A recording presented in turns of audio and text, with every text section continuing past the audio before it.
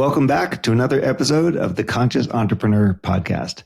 I'm your host, Alex Raymond, and today we're exploring a topic that is often seen as a distant goal, but is in fact a critical ingredient for success: happiness. My guest today has spent decades proving that happiness is not just something to chase after success, but something that should be cultivated from day one. Dr. Elia Gourgouris, also known as the Happiness Doctor, is a best-selling author, an executive coach, and the president of the Happiness Center. He's dedicated his career to helping leaders and entrepreneurs like you create thriving, resilient lives and organizations. In this episode, Elia and I explore why happiness is essential for entrepreneurs, how to cultivate it daily, and the surprising ways it can impact your personal well-being and business success. Hey, Dr. Elia, so nice to see you. Thanks for joining us on the Conscious Entrepreneur Podcast. It's my pleasure and my honor. Thanks for having me. Now, I want to ask you about happiness. And this is obviously something that's very important to you. It's a big part of your work and your research. And, in my experience, many entrepreneurs see happiness as a distant goal, let's say, something to be pursued or something to be achieved later. So once I get my success, then I can be happy. Once I do, literally whatever it is, then I can be happy. You, I know, have spent decades proving that happiness is not just an outcome that we're chasing, but it's actually a critical ingredient to that success. And I'm wondering if we can kick off just by talking about why is cultivating happiness, like building it from the inside, so important for entrepreneurs from day one? Let me just go back to the great Greek philosopher Aristotle, who 2,500 years ago said the following. He said, happiness is the whole purpose and meaning of life, the whole aim and end of human existence. So if that was true 2,500 years ago, it certainly is true right now for entrepreneurs, for business leaders, for basically for anybody. And I'm passionate about happiness, as you know. I want to share a little story with you. Years ago, I was doing some executive coaching with a business owner, very successful, but his personal life was a disaster. He was in his third marriage, and his third marriage was supposed to go south, just like the first two. He had kids from the first marriage that weren't talking to him. Second marriage, a couple of little ones, and now he was almost repeating the same pattern. So on our weekly appointment, he shows up, and he had just closed a 7-figure deal, and he was very happy, I would say. So he walks in, sits on the couch here, like there was, success is happiness. That's how he started off. And I looked at him, and I'm like, well, let's call him John. That wasn't his real name. I'm like, John, actually, I think you got that backwards. He goes, huh? And I said, I don't mean to rain on your parade, and congratulations on closing this big deal, but happiness is success. Because don't you and I know so many people, leaders, entrepreneurs, successful by the world standards, just like he was. And John was taken aback when I said that. And he's like, well, why are you saying that? I said, because John, your personal life is a disaster. You're about to lose your third wife, and because of some of the choices you're making. So to me, happiness is success. How many people do you know? Just look at celebrities. They have everything: money, fame, the freedom to do all the stuff. And they're miserable, and they're in and out of rehab, and they're struggling, and all kinds of, right? So the way that we define success, to me, is ass backwards, because I feel like people who are truly happy, they're the ones that have figured out life, and they're really successful. And in your work with people, what are the ingredients? What are the recipes for cultivating happiness from the inside out? So instead of using this backward thinking that says I have to get somewhere or do something or be someone in order to be happy, what are the recipes, and how do we approach this to build it as a muscle, something like we're training? No, absolutely. And, I say that happiness is a choice, but also happiness is a skill set. And if we do certain things on a consistent basis, not once or twice, but on a daily basis, then I promise you, and I guarantee you, that you will live a happy and fulfilled life. We start off, of course, by self-care. And self-care is a non-negotiable to me. And this is for some that suffer from burnout that almost took me out 20 years ago. I was really 1 or 2 days away from exiting this life. And it taught me a very valuable lesson. So So yeah, self-care to me is non-negotiable. How well do we take care of ourselves physically, emotionally, mentally, and spiritually? And people have said, well, isn't self-care selfish? I'm like, yes, and do more. Like I double down on that. Yeah, because nobody says, I practice so much self-care, I don't need to do it anymore for the rest of my life. Nobody actually says that. Self-care is a daily thing. So what micro habits or atomic habits, can we create and then follow through? Just to give you a personal about self-care. Prior to the pandemic, I used to walk like 3 days a week for an hour each time, like 3 miles, because I had to. I got gray hair, and I'm like, movement is good for you. We all know that moderate movement. Well, when the pandemic hit and the stress levels for myself, family, extended family, friends, and clients, and so on elevated, I realized, Elia, that's not enough. So I literally doubled down and I started to walk. This was in April of 2020. I started to walk every single day for an hour a day minimum. And it became a non-negotiable. Of course, now I do it because I want to, not because I have to, which is a whole different attitude towards your walk. And no matter what happens, heat, snow, sleet, wind, doesn't matter. I'm going to do my walk, and that's a non-negotiable for me. And 50% of my time now, I don't even take my phone with me. And I call that my gratitude walk, which is like, if you look at the 7 paths to happiness, self-care is number 1, gratitude is number 2. And I kind of walk and I look at the blue skies and I look at the little critters running around and the trees and the breeze and the wind. And I just go through an hour of expressing gratitude to God, the universe, source, for my family, and so on. Which is, there's 2 things that happen. Number 1, I still get my moderate exercise, like I do every single day. But we know that you cannot be physiologically in a state of gratitude and in a state of depression simultaneously. That's impossible to happen. So when we're in a state of gratitude, the best drug dealer in the world that resides right here, free drugs, by the way, starts releasing all those beautiful chemicals in our brain that stay into our system for a long time. Gratitude, of course, we know that cute little phrase, just have an attitude of gratitude, right? It rhymes, it's cute, and so on. Well, that's easy to do when things are going well, but that's not how life is. And I believe that we are all graduates from the University of Adversity, all of us. And actually, the older you get, the higher the degree, because you've lived longer on this earth, so you face more adversity, right? And if you're an entrepreneur, you know that adversity is like your first cousin, basically. It comes with the territory, right? So now the question is, can we be grateful in the midst of adversity? Because when things are going well, that's really easy. I could write on my gratitude journal 3 different things every day for a year and never repeat myself. That's the easiest thing in the world. But what about when you're in the middle of, let's say, not a crisis, but the challenges that we face? And my answer to that, and I've studied this a lot and I've practiced myself, I go back to one of my all-time heroes is Nelson Mandela. Nelson Mandela once said that in life, either you win or you learn, meaning that there's no losing as long as we're learning something. So you and I have done some good things in our lives. We have some accomplishments, right? But isn't it true, Alex, for both you and I, that the greatest lessons we have learned so far in our lifetime didn't come from our successes? They came from what at the time appeared to be setbacks, human frailties, weaknesses, losses, or whatever, right? And it's only when you pull back the curtain a little bit and pull back the lens and you're like, wait a minute, I wouldn't be the person I am today had I not gone through that, right? So it's easier said than done. I'm not saying it's enjoyable to go through challenges in life. Obviously, we're all human beings. But what I am saying, because typically when we're facing something, we kind of fall into this victim mode. Why is this happening to me? It's a very human and, normal response in a lot of ways. But if we were to change that sentence, say, why is this happening for me? Not to me, but for me. The minute you do that, guess what? The answers you start getting those downloads. I know exactly why this is happening for me. It's for my own good, long term. Yeah, I'm no longer a victim. I'm no longer working from that victim consciousness, right? Exactly.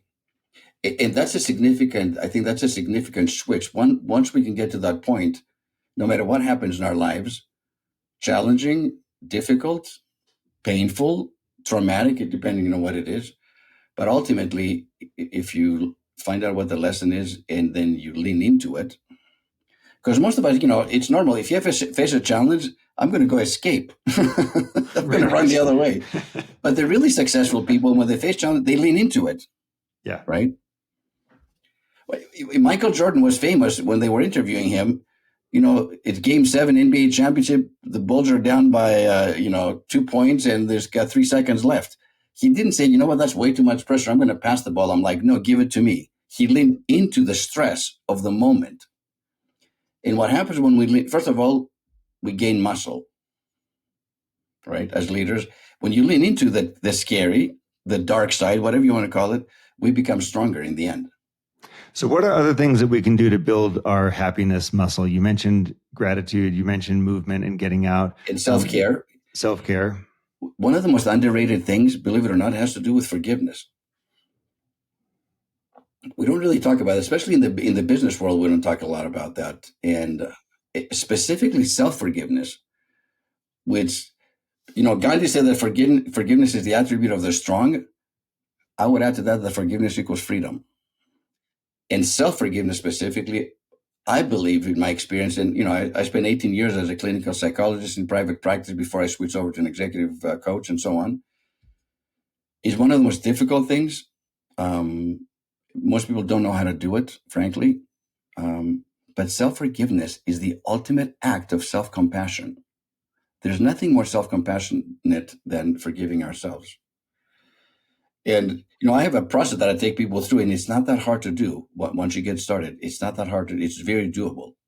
Let's I think we love to have concrete things on this podcast. Yes. And the audience is all leaning in. They want to learn more. They want to learn how to do self-forgiveness on the path here. Tell us more about the process. Literally, this is how you do this. I take my clients to do this every single day. The first thing you ask them to do is write down the things you believe you haven't forgiven yourself for throughout your whole life. Could be 5 things, could be 15 things, could be 50 things. Depends how, and these are bullet points. They are not like some long dissertation. You know what they are, just a bullet point. Now, once you've done that, I want you to put a number next to each one of those statements on a scale of 1 through 10. 10 is, I literally murdered somebody. That's a 10. So let's not exaggerate with, I had a 10. No, did you actually kill another human being? Okay, if you didn't, then you're a 9 or an 8. A 1 would be, yesterday you and I went out to dinner and I spilled some red wine on my white shirt. I'm kind of embarrassed. That's a 1. That's the lowest hanging fruit. And then we begin, and we go through it one by one. And when you do your 1s, your 2s, and the 3s, you begin to gain momentum, you gain confidence, and then you move on to your 4, 5s, and 6s, ultimately to the end. Here's something really interesting in working with executives, especially alpha males. This is it's fascinating to me. When I first introduced that to my first CEO, and he was strong, powerful, very successful and so on. And he goes, that's not how I want to do it. I want to start with my 9, 8, 9s, 10s. He wanted to start the other direction. And I'm like, and it took me I'm like, what? That's not how we do it. He goes, no, that's how I'm doing it. And then I said, well, why are you doing it that way? He goes, because if I can forgive myself in the 10s, 9s, and 8s, then everything else becomes easier. Which actually, it's a good point. Frankly, Alex, I don't care which way people go as long as they do the exercise. To me, it makes more sense for us amateurs to start with the little stuff and then build up to the top one. But if you want to do it that way, go for it. I don't really care as long as you do it. What's beautiful about this is that when we're done, and first of all, they bring in the actual paper where they're written, and then we burn it when they're done. So the fumes and it goes up into the heavens is symbolic of letting go of all that dead weight. When I hug my clients just as they're leaving, they're like, Doctor, I feel like 1,000 pounds has been lifted off of me. I'm like, I'm so glad to hear that. My only regret is that I didn't do it sooner. So the call to action to your listeners is, if you haven't done this yet, today's the day. Write your list, put a number next to it, and then find somebody, a trusted advisor. It doesn't even have to cost money. You can get a coach, you can get your therapist, but your best friend. Or if you think you can do it on your own, then more power to you, and start going through your list and notice what happens to you, how you wake up the next morning. So all right. So the call, the suggestion here is we create a list of the things that are unresolved or that you haven't forgiven yourself for, things that are causing you some type of psychological or spiritual weight, like you're saying. It's like you're carrying around an extra bag with extra weight in it that you can let go. So I create a list of all the things that might be unresolved or that I want to let go of. And then I'm ranking them, or not really ranking them, but I'm giving them some sort of attribute to say these ones are maybe more serious or there's more emotional weight to them, and then there's some that has a little bit less emotional weight to. And if I want to, I can start from the bottom and work up so that I learn how this goes. Or if I want to just go crazy, I could just like start at the top and do the tough ones first. What does it feel like? Is this a mental exercise? Is this an emotional exercise? Am I doing something like simply a process that David Hawkins might have, for example? Am I just doing a letting go technique on this whole thing? Or like, what does the forgiveness actually feel like? Yeah. So I think it's both mental and emotional, because usually when we haven't forgiven ourselves, we are tied to it. There's some kind of emotion that we're holding on to. And my question to people are, how long have you held on to this? And Alex, I kid you not, I've had people that have said I've held on to this for over 50 years. That's half a century. And I'm like, well, do you want to hold on to another 50 years? And they're like, of course, that's ridiculous. How about another year? Let's make it the year 51. Well, that's silly. I'm like, how about another month? Well, no. How about another week? And at some point, we bring them to the present. So, are you ready? When you start with a little stuff like spilling milk or red wine or whatever, that's easy. Of course, okay, let go. That's easy. When you move up to the tougher, like if you go above 5 and above, when it starts getting a little bit more serious, part of it is figuring, why do you think you've held on to it for so long?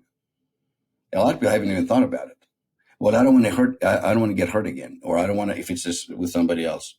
But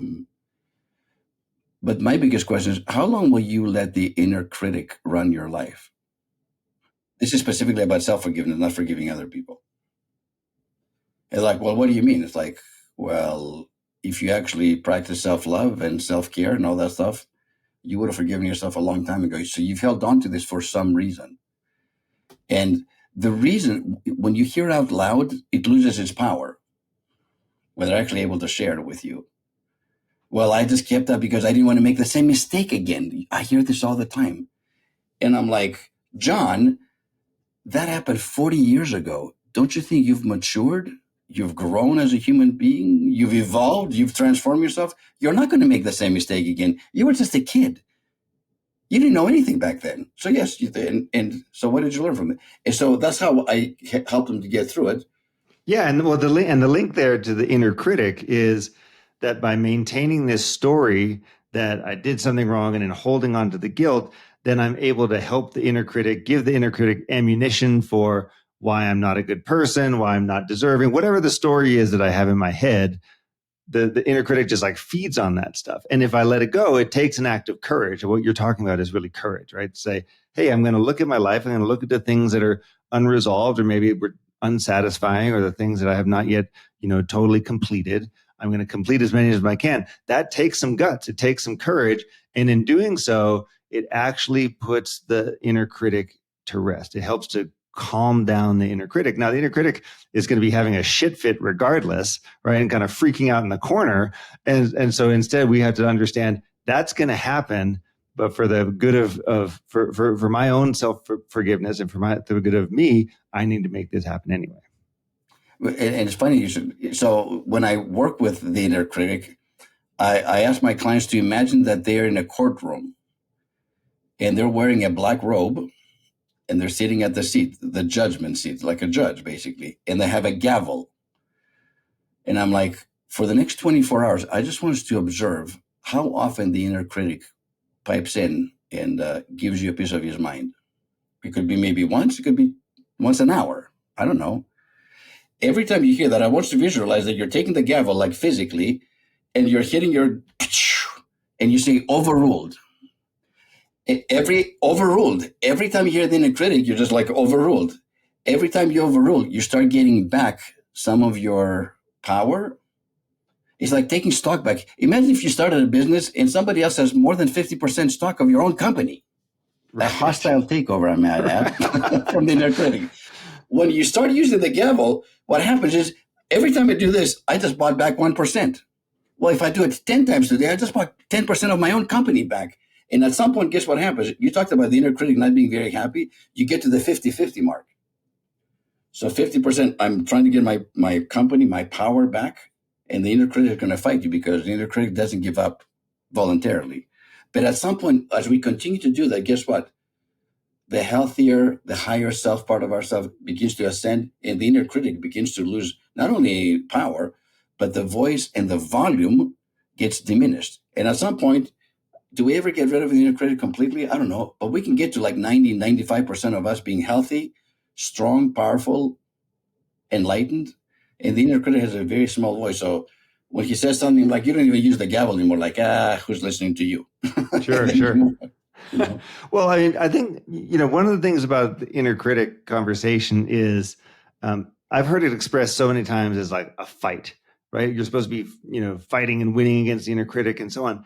And, I think that that sort of breeds violence within us, right? It breeds this idea of like, there's something wrong with me that I've got to go fix and beat up, as opposed to simply, hey, can I think of my inner critic as an early warning system that was useful at some point in my life when something was happening, and it developed this habit of constantly, telling me what to do and constantly trying to direct me through life. And, the way that I think about it, at least, is can I not fight with it, but can I acknowledge its existence and say, hey, thanks for being here. Thanks for all the work. How about we just like take a break for a little while? Can we just turn the volume down on this? And that's the approach that I've used and I've found effective, because I don't want to walk around feeling like I'm in a fight with some other part of myself. You know what I mean? I totally agree. And by the way, the inner critic's genesis is typically happens in our formative years, most likely at home, or it could happen at school, getting bullied or whatever, and we're called certain things, and then we internalize that. Is usually other people's projections. And when I've introduced, I'm like, well, what do you mean by that? Well, let's say somebody like, well, you're so stupid. Okay. Like, that's their projection. That's a reflection of that person seeing that to you. But of course, when you're a little kid, you don't have that kind of mental, you're not capable of, interpreting that. So you internalize, I must be stupid. If enough people say that to me, I must be stupid. And then it becomes my inner critic calling me stupid. When you become an adult and you're independent in your thoughts and you're no longer surrounding yourself by bullies or other people, that's why I say that's a projection. Because I've known you for as long as I've known you, you're a very bright human being. So the word "that's stupid," that doesn't even belong to you. That's not even yours. And what happens with people is like this light bulb goes on and they go, what? I've never thought about it that way. I'm like, well, think about it that way. What else does the inner critic say? And we start going down the list and where it came from. And they're like, wait a minute. That's not right. And I had a personal experience. When I was 15 years old, my dad, who was a tough Greek guy, Korean veteran, just, smoking, drinking, he was tough. I don't know what happened. I was crying. And my mom and my dad were ready to go on a date night. And my dad was in a hurry. He wanted to take my mom out on a date night. And I was kind of holding on to her and just crying about, which I didn't even remember what it was. And he turns to me, he says, you're so sensitive. Just like that, very like critical, boom. And it cut me to the core, Alex. I was like demoralized because deep down inside as a young man, I was sensitive. That's true. I am sensitive. That's my true nature. I'm a sensitive man. I always have been. But of course, when your dad tells you that, it's like massive rejection, like you're too sensitive. So of course, my walls come up, like I got to prove to him I'm a man now. Like, don't cry, don't do, and all that stuff. And that, I love my dad, and decades went by. And more recently, I had a facilitated experience with somebody who guided me through a lot of, my early trauma or whatever. And this idea came up, this story. And in the midst of that, I realized something. He wasn't talking about me. He was talking about himself, that he was too sensitive. But he's from a generation, the greatest generation, that he didn't know how to handle his sensitivity, number one. That's why he drank himself so much, because he couldn't handle his feelings of sensitivity. So he drank. That's what he did. So when he said to me, you're too sensitive like that, he was really talking about himself. And the minute I had that realization, guess what happened? Number one, I'm okay with myself. Number two, I actually loved my dad even more, because I understood him after all these decades, that really never mind all that bravado and all that toughness and all that, macho man. He had a very sensitive heart. And I didn't realize it while he was still alive as much as I do now. Like I love my dad now after his death than I did because we had our challenges in that relationship. But, and I got a projection. His, not mine, but as a 15-year-old boy, I didn't know any better. So I took it personally, of course. Right. Yeah. You didn't have the filter there. You didn't have the maturity to understand that whatever he was giving you wasn't yours. Yeah. So a lot of the conversation right now has been around how I use these tools for happiness for myself, right? So how I can take these things and make myself more effective, make myself a happier person. Let's pivot into how can I then bring this into my company or into my culture. So if I'm an entrepreneur and I want to do this work, I don't want to do it just for myself. I want the company to be kind of lifted up by this type of work. So to create a positive company culture, if you will. That can be easier said than done a lot, especially if the company is anything older than 1 day old. There's something already established there in terms of culture. But what sort of practices do you advise around making sure that the team can get benefit from this thing? We can have open conversations about that, and we can really orient toward a culture of happiness and kindness. It's a great question. When I started doing this work, on the corporate level, this is way before the Harvard Forbes studies and all that stuff. But they hired me because of my psychologist background and so on. And I used to talk about happy employees and the importance of happy employees. And you know what the senior leaders used to say back then? Dr. Elia, we really like you. You're a nice guy. You don't know what the hell you're talking about. I pay these people to go to work, and I get to work. So things have changed, thankfully, and there's enough research to go around to, but I read an article like maybe about 10 years ago that happy leaders equals happy teams, right? Because, and if we want our business to grow, to succeed, the benefits of having happy and engaged employees are so many, but let's go down the list one by one. The first and foremost, which always goes unnoticed and unspoken for, is that happy employees are actually physically healthier, so they don't miss work. And there's a cost when your employees miss work because for whatever reason, it costs the company money. That's number one. Number two, happy employees are more creative and innovative because they're given the freedom, right? Happy employees, greater retention, lower turnover. Think about how much money that costs an organization. Happy employees are better teammates. So when I've said that, people say, well, why do you say that? I said, because if I practice self-care, all the things that we talked about, my batteries are full. So when I show up at work and I see my friend Alex over there has like a dark cloud over his head, I'm going to extend a hand of kindness, a hand of love, a hand of support, and say, hey, is there anything I can do for you today or this week? Yeah, my wife is pregnant. The pregnancy's not going well, whatever. You know what?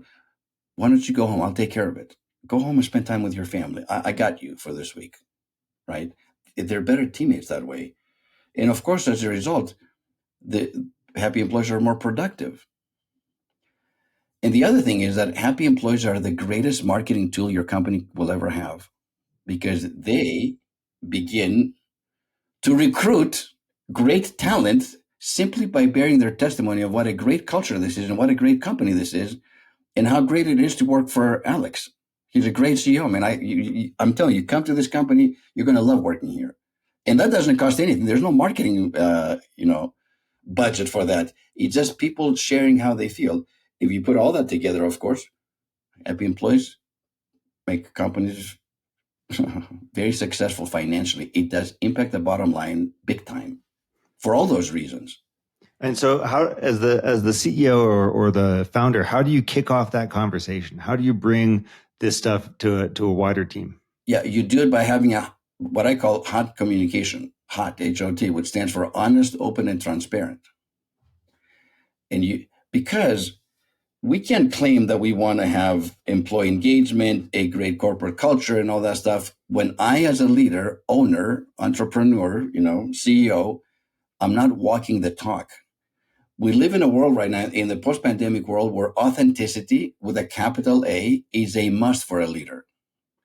So you can't be, saying the right things, but not following up with action. Like Ralph Waldo Emerson once said, your actions speak so loudly, I cannot hear a word you're saying. Which is one of my favorite quotes of all time, right? It doesn't matter what we say. What matters is what do we do, right, in life. So we have to walk the talk.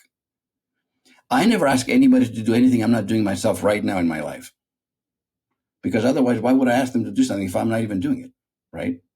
So as a leader, it's the same thing. If you're going to ask your employees to do X, Y, and Z, are you doing it? And is it visible that you're doing it? So your employees can say, you know what? I will follow Alex no matter where he takes his company because I trust him, because he walks the talk, because he's real, he's authentic. But that requires, so when people bring me in actually to do that, exactly that, to create a culture of happiness, right? So we start off right off the bat, complete transparency, hot, honest, open, transparent. And we will talk about the very things that everybody whispers about up front, day one, and then we'll see if there's buy-in, right? When people recognize and realize how much time do we spend at work? Significant, okay? Of our awakened time anyways. When we come home from work, what is the energy that we bring into our home, into our families, with our spouses and kids? How was your day today, honey? Oh, it sucked being at work. I'm like so stressed out. Is this the energy that we bring and then it cascades because there's a ripple effect? Or do we walk through the door? How was your day today? I had a great day at work. Let me tell you what happened. And the rest of the evening is impacted by us and how we. So to me, people, they talk about work-life balance. There's no such thing, work-life balance. There's work-life integration, however. That's different. Because there's never a 50-50 balance. I mean, it's unattainable. But how do we integrate our work life with our personal life and vice versa? That's the key. And can we make that relatively seamless, where it goes in and out, like a figure eight, kind of like this, right? Can we do that?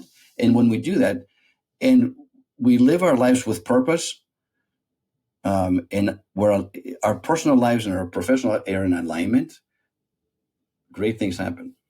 So let's talk about purpose then for a second. A lot of entrepreneurs, they start their business with a strong sense of purpose, but they struggle to keep that purpose up as they scale, right? So as they grow, the more they've been doing this, it can get difficult.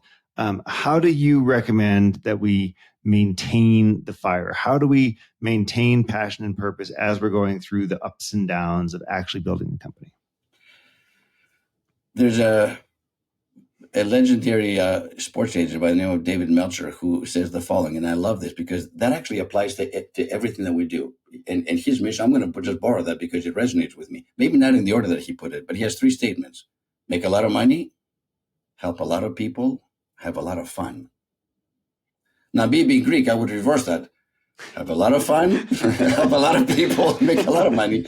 But I think if you have all 3 of those in your organization, you will never get burned out. But it can't be just make a lot of money. And it certainly can't be, well, let's just help a lot of people, even if it means we're not making that much money, because at some point that's going to impact everybody. And of course, have a lot of fun. I think that's the energy, right, behind doing the first 2. And that sustains you. If we do all 3 of those, I believe that is a recipe for success on every level, individually, professionally, personally, and the whole team. I don't think you're going to get a lot of arguments from anyone about those 3. Right? And it's so simply stated too. Because if we just stop that, let's have a lot of fun. It's like, okay, but your business we're going to have fun for a while, but at some point we're going to run out of money. It's important to make money and be successful that way. It's just as important to help as many people as we can in the process, whether it's through the services we provide or the products that we sell or whatever. And if we can have fun on top of that while we're doing that, well, that's the trifecta. That's the ideal. I really like the acronyms that you're throwing around here, Elia. You used hot, open, honest, and transparent. You've got another one, which is fire, filled internally with resilient energy. Tell us about that one.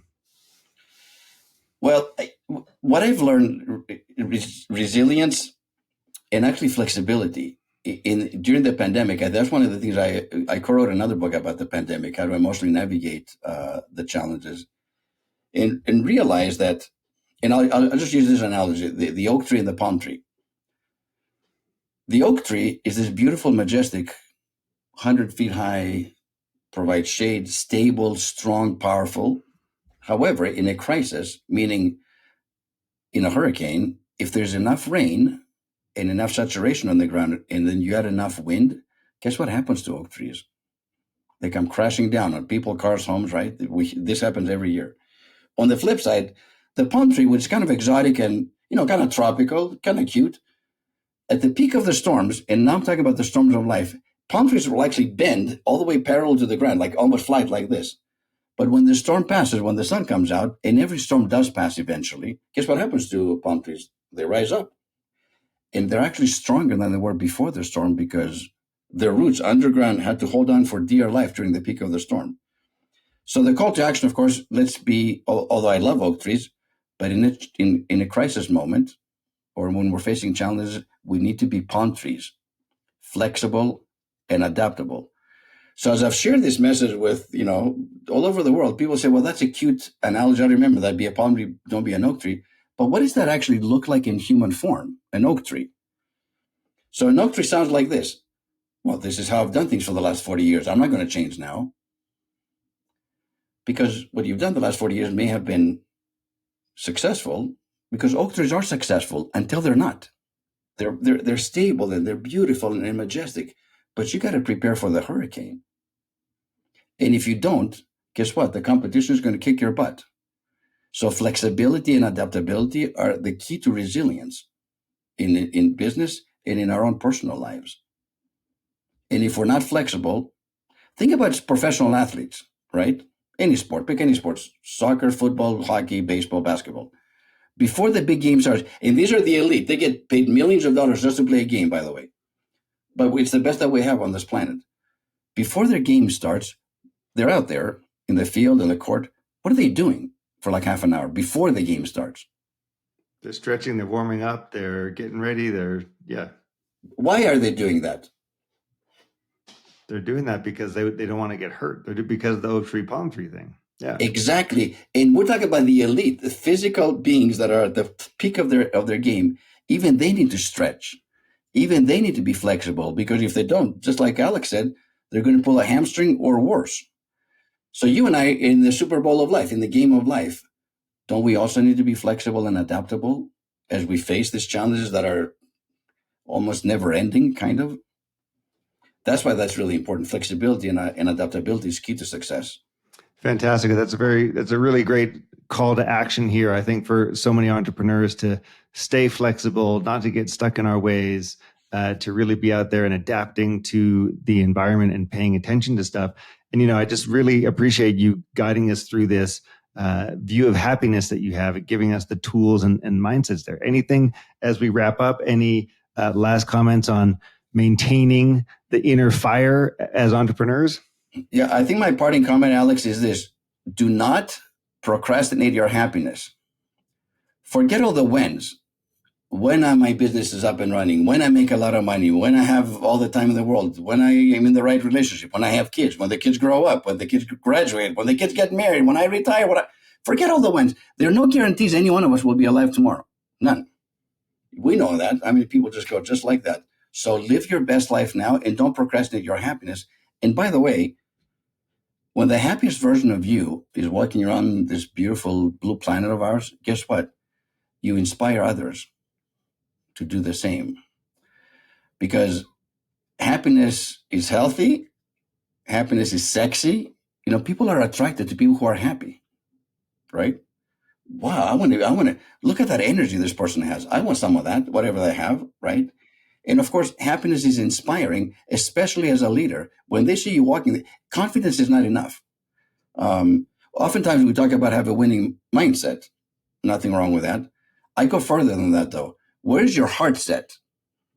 I don't even know if that's a word, but mindset, heart set. But where's your heart set? And is your heart set and in alignment with your purpose, like we talked about before? And if it is, and you're living it to the fullest, then you have a blessed life and a beautiful life, actually.